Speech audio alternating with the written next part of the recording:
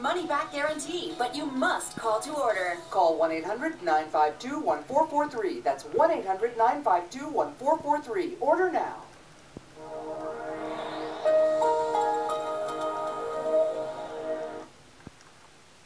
Revisionist storytelling is a fun way to look at our classics. Author Elissa Hadley Conklin joins us today to talk about the fun that she had writing two fairy tales that remixes our favorite stories with the world of dentistry.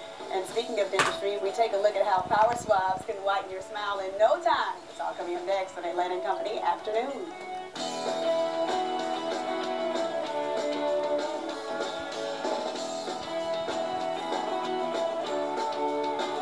Thank you so much for watching Atlanta & Company Afternoon. I am Rashawn Ali, professional freelance writer, author, poet, publisher, film historian, and writing coach.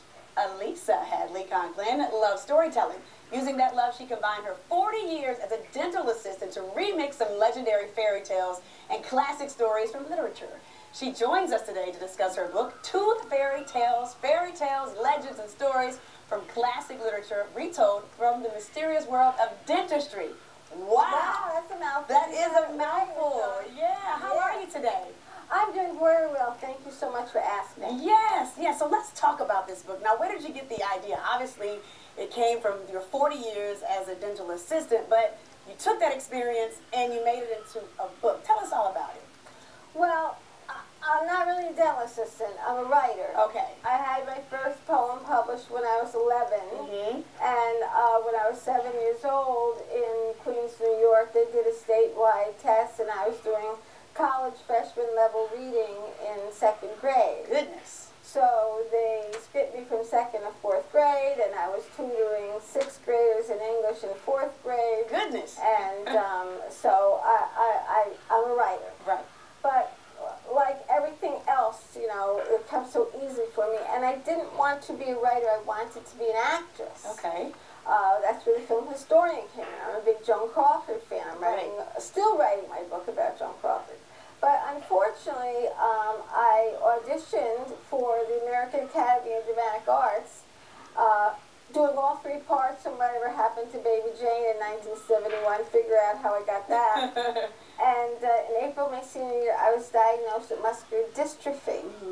So I had surgery right away, and I couldn't walk for a year, and I lost my scholarship. So at 19, after sitting on my grandmother's couch for a year, I was raring to go. I mean, I had watched all my friends go off and have their lives and, you know, write to me about all the great lives. And they told me that I would have to take a sedentary job and I would be in a wheelchair by the time I was 30. That was my prognosis in 1971. Well, I was like, I don't think so. Right. And so I took a job at 19 as a dental assistant because it said no experience necessary. Okay. I said I would do it for a year and then go back to, you know, acting. Right. And I did do community theater, but, you know, I fell off the stage a couple of times. I fell onto a tuba player, and so clearly, you know, acting wasn't going to be the right thing.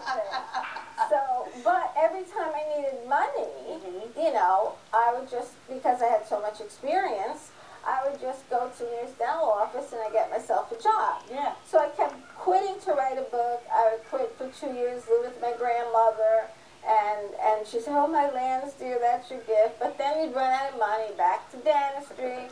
Then you get married and need money for a house, back to dentistry. All of that. You know, you have 2 kids. So about 20 years ago, just to kill the boredom of it, I came up with, you know, my girlfriend said, why is a dentist, you know, why aren't they like handsome like a prince, you know, and all that. So I came up with the Tooth Fairy Tales. Okay.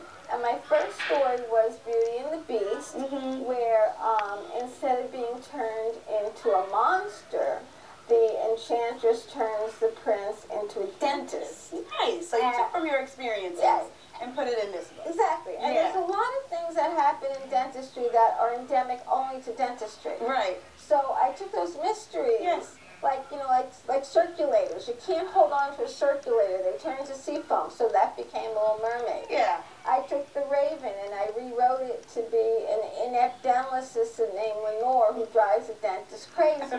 Okay. So it's like once upon a midnight jury, I the dentist weak and teary, over badly taken x-ray that had fallen upon the floor. It took me 4 months to write that poem because since I love literature and writing so much, I give complete homage to whatever author. I don't imitate them, but I kind of like channel their style. Well, what's your favorite tale in the book that you've written?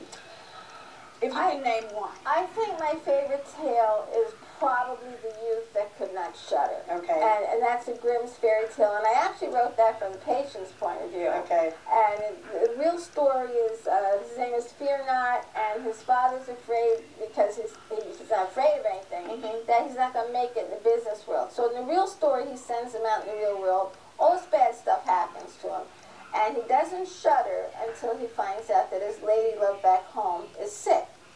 In my story, I have the father send Fear Not to his friend who's a dentist. Got it.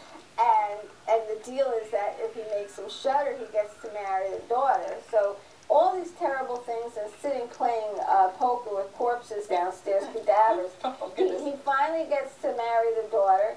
And he doesn't shudder till he gets the bill from his father-in-law. Gotcha. Gotcha. That's good. That's good. I love how you took those experiences and challenged your favorite authors and made this magic. And I can tell you where you can find that magic in just a second. Elissa, thank you so much for joining us today. We appreciate it. Thank you for having me. It was a joy to talk to you about it. Thank you so much. You can find your copy of 2 Faerie Tales at Amazon.com. Coming up next on